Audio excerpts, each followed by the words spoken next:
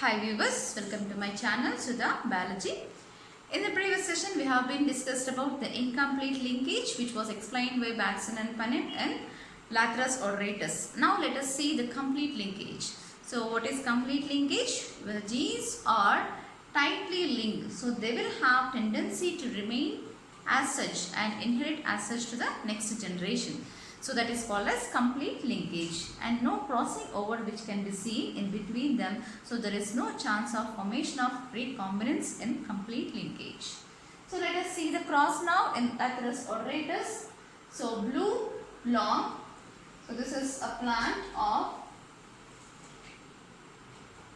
Lathyrus auratus. Okay. So when a cross made between blue flower with long pollen with a red flower with a round pollen. So the gametes which can be obtained from this will be capital B, capital L, small b, small l, and from this parent small b, small l. So next the F1 hybrid which is obtained from this will be capital B, capital L, small b, small l. Next this cross small b, small l, small b, small l. So you get the ratio 1:1. So this will be red round and this will be blue long ratio. That is 1:1 ratio. And when this is done, selfing capital B, capital L, small b, small l with a capital B, capital L, small b, small l, blue long with a blue long. And now the gametes which are obtained from this here will be, so as they are tightly linked, okay, there is no formation of recombinant gametes here. Only the parental gametes which are obtained here, capital B, capital L, small b, small l. So as these are tightly linked, so these genes are tightly linked, so there is no chance of crossing over. And so we can see all the parental gametes. So from this capital B, capital L, small b, small l. And when the cross is seen between them, so you get capital B, capital L, this one, capital B, capital L. Next, this and this, capital B, capital L, small b, small l. Next, this and this, capital B, capital L, small b, small l. And next this and this, small b, small l, small b, small l. So what is the blue long? Okay, blue long. All the dominant genes present here. And next, let us see this capital B, capital L. So it will be blue long. Even this also the same thing, blue long. So two we have got blue long. And even this also blue long. So this is of heterozygous and this is of homozygous blue long. And next the last one, that is red and round. So what is the ratios which we are observing here? Okay. So when you see here, how many blue longs are present?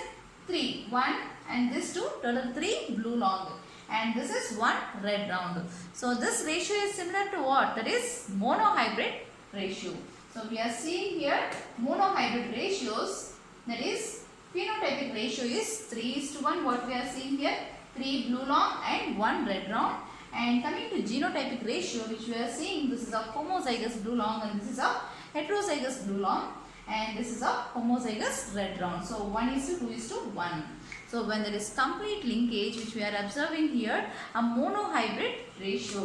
Okay, so monohybrid ratio which we are seeing here, 1:2:1 and 3:1 phenotypic ratio. So now, so only in complete linkage, so there is formation of only parental gametes and offsprings which are obtained are also parental offsprings. So as there is no crossing over which can be seen. So that is how only two types of gametes are formed here, and 100% they are parental combinations. In the previous one, incomplete linkage, what we have seen, 4 types of gametes are formed, but there is more parental and compared to the recombinant gametes. And when there is chance of no linkage at all, so there also 4 types of gametes will be formed, and when there is no linkage, then there will be 50% no linkage. That means there will be crossing over occurring. So 50% will be parental, 50% will be recombinant, which we can see when there is no linkage. Okay, so but when there is complete linkage, which we are seeing, only 2 types of gametes are formed and 100% parental combinations. Okay, so this is about complete linkage, which was explained by scientists Batson and Punnett. Okay, So even Morgan also explained the concept of complete linkage as well as incomplete linkage with his experiments in Drosophila. But we have taken here examples of what given by Patterson and Punnett. Thank you.